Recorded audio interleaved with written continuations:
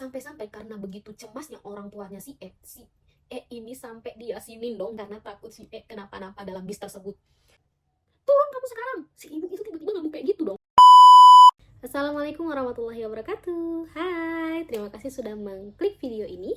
Bagi yang belum subscribe video ini, boleh subscribe dulu di bawah. Oke, langsung aja. Kali ini Celoteh Topeng akan bercerita sebuah kisah horor yang berjudul Hantu Bis. Dimana kisah ini menceritakan tentang narasumber, kita sebut aja dengan inisial E, dimana si E ini pergi mudik dan menaiki bis yang konon katanya bis tersebut ternyata bis berhantu. Bagaimana kelanjutan ceritanya? Simak video ini sampai habis, jangan di skip, langsung aja cek. Jadi ceritanya ini kejadian pada tahun 2019, dimana si E masih duduk di bangku kelas 2 SMA dan berlokasi tinggal di Bekasi. Awal mulanya si E ini tinggal di Lampung dan ikut dengan orang tua pindah ke Bekasi. Lalu saat si E ini di Bekasi, dia berencana untuk mudik ke Lampung mengambil ijazah. Dan akhirnya si E ini pergi mudik ke Lampung sendirian. Dan saat si E ini pergi ke Lampung, naik bis. Dan sesampainya di kapal, di perjalanan, si E ini lihat-lihat pemandangan di luar. Sambil melihat pemandangan di luar, tidak sengaja si E ini melihat gunung kembar 4. Ada apa tuh? Setelah dia melihat gunung kembar 4, sampailah dia di Lampung. Sesampainya di rumah di Lampung, seperti aktivitas biasa, dia menyiapkan ijazah dan segera buru-buru mau pulang lagi nih ke Bekasi. Tapi sebelum dia pulang ke Bekasi, dia ketemu sama Ustadz yang biasa menangani dia, karena si E ini kebetulan memang orang yang langganan kesurupan gitu. Dia nemuin nih si Ustadz tersebut dan dikasih air jampe-jampe dan dia minum supaya dia selamat sampai pulang kembali ke Bekasi. Ceritanya dari Bangkahuni dia menaiki kapal dan menuju ke pelabuhan Merak. Sesampainya dia di Merak, dia langsung cari bis untuk menuju lokasi. Dia langsung ke terminal bis dan sampainya di terminal bis dia mencari bis tujuan Bekasi. Dan ketika dia mencari bis tujuan Bekasi, dia heran kenapa di terminal tersebut kok sepi banget, kosong, gak ada bis, sepi, gak ada bis ke arah Bekasi. Dia cari tuh ke arah Bekasi, gak ada tuh. Dia cari dan dia berinisiatif pergi ke flyover. Di bawah flyover mencari bis. Tiba-tiba ada bis tua lewat beserta kernetnya sambil berteriak, Bekasi, Bekasi, Bekasi. Berhenti nih bis ini di depan dia. Nanya ke si E ini, Neng mau kemana? Terus si E ini jawab, mau ke Bekasi bang. Oh yaudah naik. Tanpa pinggir panjang, dia pun langsung naik bis tersebut. Walaupun dia sempat heran nih, kok nih bis tua amat. Padahal kemarin waktu dia berangkat nggak setua itu. Tapi saat dia naik dalam bis tersebut itu penuh orang, ramai. Dia duduk di samping ibu-ibu, yang ibu-ibu itu berperawakan memakai baju seperti baju batik Jawa. Dia memakai turban di depannya dan dia membawa kopernya seperti koper tua, koper zaman dulu seperti koper-koper tahun 80-an, dan ditaruh di depan dia, di depan kakinya si ibu tersebut. Ibu itu sambil megang tahu, yang tahunya itu dibungkus dengan keranjang rajutan seperti keranjang rajutan tahu Sumedang. Saat dia duduk di samping ibu itu nyaut, Duk, mau tahu nggak? Duk, mau tahu? Itu kata ibu tersebut. Enggak bu, makasih, udah kenyang. Si E sibuk SMS-an dengan pacarnya. Kita sebut aja pacarnya si R ya. Dia SMS nih si R, aku udah ada di bis. Terus si pacarnya nih bales, coba fotoin. Foto lah si E ini suasana di bis tersebut. Ceklek, dikirimlah ke si Rizky. Terus saat dia kirim ke Rizky ini bales, bisnya sepi amat. Heran si E, sepi gimana, orang di sini rame, dia aja di samping ibu-ibu. Terus dia jawab, rame loh ini, aku di bis ini nggak sendirian, rame. Terus si Rizky heran, enggak loh itu sepi, coba kamu selfie ini dia selfie. Cekrik, si Rizky tetap bilang itu sepi, nggak ada siapa-siapa. Sedangkan si yakin kalau di bis itu isinya rame. Di sini rame, ada aku aja duduk di sebelah ibu-ibu. Heran kenapa dia bilang sepi. Akhirnya dia mantau nih orang-orang di dalam bis tersebut. Dia lihat di samping itu ada ibu-ibu, tinggal lagi ada bapak-bapak yang juga sama dengan ibu tersebut, membawa koper yang sama seperti koper tahun 80-an. Belakangnya lagi ada juga bapak-bapak yang membawa keranjang ayam yang berisi ayam. Saat itu juga sinyal HP hilang. Akhirnya karena gak ada sinyal, otomatis si ini gak beraktivitas dengan HP lagi, gak bisa menghubungi siapapun. Melihat jalanan, dia lagi-lagi melihat gunung kembar 4 di luar. Dan gunung itu benar-benar kayak deket gitu loh dari bis, dan kelihatan jelas dengan pemandangan lainnya. Pisang-pisang, banyak pohon-pohon pisang di area itu. Dan yang anehnya, saat di perjalanan itu dia melalui jalan, tapi jalan tol itu tidak mulus. Yang harusnya kan jalan tol mulus ya, tapi kali ini enggak. Nenek ini kembali menawari untuk memakan tahunya nenek tersebut. Duk, mau tahu enggak? Ini Duk, makan aja tahunya. Dan kali ini lebih sedikit memaksa untuk menerima tahu si nenek tersebut. Kali ini dia nerima tahu itu. Oh iya bu, iya bu. Akhirnya diambil tahunya si nenek tadi, makan 1. Tiba-tiba si ini ngantuk berat dan gak tahan lagi. Akhirnya dia tertidur pulas. Dan saat dia terbangun, kali ini kernet mintain uang biaya ongkos Bekasi tersebut. Dia mau bayar, dikasihlah uang dia 50.000. Dan saat dia bayar uang 50.000, si kernet ini ngembaliin uang ke dia senilai 30.000. Si ini bingung, heran, loh kok murah amat? Lah ini bener bang, biayanya cuma 20.000. Iya Duk, betul.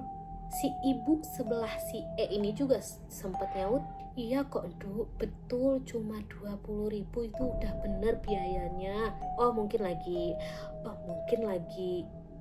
promo kali ya, jadi murah, cuma 20.000. Di situ tuh rata-rata semuanya pakai logat Jawa, padahal dia mau ke Bekasi. Tanpa terasa dia udah keluar nih dari jalan tol itu. Jalan tiba-tiba macet, jalan macet nih. Akhirnya si bis ini jalannya lambat dong. Dan ketika jalannya lambat, otomatis dia sambil melihat pemandangan, tanpa sengaja dia melihat di pemandangan luar itu, dia melihat ada orang hajatan. Dan yang lebih anehnya, hajatan itu dipenuhi dengan orang-orang yang pakai baju Jawa dan bermusik gamelan, bukan organ tunggal tapi gamelan. Kayak orang-orang zaman dulu tapi di kampung-kampung Jawa gitu. Ada juga orang-orang di situ lagi main boneka, dan bonekanya itu warna merah. Dia nggak ngerti tuh boneka apa, karena dia selama ini belum pernah nih lihat boneka yang semacam itu. Dan dia lihat juga di sekelilingan jalan itu isinya adalah bis-bis tua, bis-bis yang hampir-hampir mirip dengan bis-bis yang dia taikin. Dan saat itu juga ada orang yang jualan kelontong naik nih ke dalam bis tersebut. Orang-orang tersebut yang jualan itu jualannya jualan tahu yang sama yang dipunya dengan ibu itu. Duk, mau tahu? Enggak pak, belum. Terus si ibu ini bilang, gak apa-apa Duk, beli aja. Tapi si Elsa tetap ngotot, enggak bu, udah kenyang. Dan di perjalanan juga si ibu ini cerita kalau dia punya anak. Dia punya anak 2, perempuan juga dua-duanya. Sebenarnya ibu ini punya anak banyak, tapi sisa tinggal 2. Kata ibu itu gitu cerita. Dan sambil ibu itu cerita, mbah kamu udah meninggal ya Nduk. Lah kok ibu ini bisa tahu kalau si mbahnya si Elsa ini udah meninggal? Kembali bicara lagi, kamu punya saudara 3 atau 4 ya Nduk? Tambah heran dia, kok ibu ini juga tahu kalau dia punya saudara lebih dari 3 orang. Si Elsa jawab, punya saudara 4 bu, tapi yang satunya udah meninggal. Makin heran nih si Elsa, kok ibu ini bisa tahu? Dia sih mikirnya mungkin kebetulan kali ya. Singkat cerita, akhirnya di perjalanan tersebut ada sinyal kling kling kling kling kling gitu. Banyak yang udah ngubungin dia. Pesan itu dari cowoknya si Udah di mana? Ping ping ping ping. Dan dia bales, ini udah keluar dari tol dan coba fotoin lagi, karena si pacarnya ini kembali merasa cemas. Karena si E ini merasa nggak enak hati terus-terusan foto, akhirnya dia ngevideoin aja dari bawah. Dan ketika dia videoin suaranya dikirim ke si pacarnya bilang, "Loh, kok ada suara anak kecil nangis di dalam bis tersebut?" Si E makin heran, orang di dalam bis nggak ada anak kecil, kok bisa dia bilang ada suara anak kecil nangis? Akhirnya si E ini dengerin suara video yang dia tadi barusan kirim. Dan saat dia dengerin suaranya, dia nggak mendengar suara anak kecil menangis. Dia bales, "Nggak ada kok suara anak kecil nangis, kok bisa kamu bilang ada anak kecil nangis?" Si pacarnya tetap bilang kalau itu ada anak kecil nangis. Coba kamu fotoin lagi kondisi bis tersebut. Si E nggak mau fotoin karena dia udah nggak enak hati foto terus-terusan di dalam bis tersebut. Karena si pacar merasa cemas dengan dengan kondisi si E di dalam bis, dan pacar ini juga tahu kalau si E ini udah sering berkali-kali kesurupan. Takutnya si E ini ada apa-apa di dalam bis tersebut. Takutnya si E ini nanti dibawa entah kemana oleh si bis tersebut, karena si pacarnya ini berkeyakinan bahwa bis tersebut nggak ada orang. Lalu si pacar berinisiatif untuk menghubungi si keluarganya si E. Dan keluarganya si E akhirnya merasa panik dan merasa cemas dengan kondisi si E di dalam bis tersebut. Karena memang si E ini punya riwayat terus-terusan sering-seringan kesurupan. Jadi takut si E ini ada apa-apa di dalam bis tersebut. Sampai-sampai karena begitu cemasnya orang tuanya si E ini sampai dia sinindong di rumahnya si E karena takut si E kenapa-napa dalam bis tersebut. Dan kembali lagi nih ke bis. Di dalam bis itu lagi-lagi si E mencium aroma bau amis yang menyengat. Dan si E tetap berpikiran positif bahwa bis tersebut bau amisnya datang dari si bapak yang membawa ayam tadi. Si E ini kok jadi makin merasa bahwa bis ini kok gak nyampe-nyampe ya. Kok perjalanan ini terasa jauh kali ya. Perasaan kemarin gak selama ini. Si E kembali ngantuk. Dan akhirnya si E kembali tidur. Dan si E kembali tidur dong. Saat si E ini bangun, si ibu ini ngamuk-ngamuk ke si E. "Turun kamu sekarang! Turun kamu sekarang!" Si ibu itu tiba-tiba ngamuk kayak gitu dong. "Turun kamu sekarang!" Sambil ibu itu berdiri menghadap ke si E. Dan si E kan sedang duduk, ibu tuh berdiri nunjuk-nunjuk ke si E itu. "Turun kamu sekarang! Turun kamu sekarang!" Si E ini kaget dan shock. Dia ngeliat ibu itu teriak-teriak kayak gitu. Dia heran, dia bingung. Dan dia ngerasa kok ibu ini tinggi banget ya. Padahal waktu dia duduk kayaknya sejajar sama si E. Tapi kok ketika dia marah-marah gitu, itu ibu gede dan tinggi besar gitu. "Kamu turun sekarang." Terus si E ini nyaut, iya bu." Terus ibu tuh sambil bilang, "Kamu dijemput di mana?" "Enggak bu, saya naik angkot," kata si E. "Naik angkot mana?" "Naik angkot nomor berapa?" Angkot nomor 11 bu." "Turun kamu sekarang, itu angkotnya." Si ibu tuh sambil nunjuk keluar, kalau dia bilang angkotnya sudah nunggu di luar. Turun kamu sekarang." Dan ketika si ibu itu bilang begitu, bis ini tiba-tiba berhenti. Dia tuh ngerasa kayak linglung, bingung. Dia langsung aja turun nih. Dia turun dari bis itu. Saat dia turun, dia lihat ke bis itu kosong, gak ada orang. Sambil dia naik ke dalam angkot, dia ngelamun bengong. Dia lihat lagi bis itu udah gak ada. Akhirnya dia melamun sambil dia WA orang tuanya kalau dia udah diangkot, ke pacarnya juga kalau dia udah diangkot menuju ke rumah dia. Dan angkot itu nganterin dia sampai depan rumah dia. Kebetulan rumah dia tuh di pinggir jalan ya. Dan saat angkot itu berhenti di depan rumah dia, si E ini benar-benar cuma melamun dan orang tuanya jegat. Yang berhenti ini tuh orang tuanya, "Papa," karena si ini udah cerita kalau dia udah diangkot. Pak, orang tuanya yang ngeberhentiin si angkot sambil kaget shock. Ya Allah nak, akhirnya kamu nyampe nak. Si ini masih bengong ngelamun. Dan yang suruh turun juga itu dari angkot itu si bapak bisnya, bapak sopir angkotnya yang nepuk-nepuk si untuk turun dari angkot. Mbak, turun mbak. Karena si ini bener-bener melamun. Dan si kaget, shock kalau dia udah nyampe. Oke, akhirnya dia turun. Ditanya-tanya sama orang tuanya, dia masih gak bisa menjawab apa. Oke, kamu sekarang mandi aja dulu. Dan dia akhirnya mandi, bersih-bersih. Jam 11 malam dia baru cerita kronologinya ke orang tuanya. Di situ orang tuanya benar-benar bersyukur kalau si tetap selamat, tapi tidak sampai di situ. Semenjak kejadian itu tidak pernah bisa tidur malam.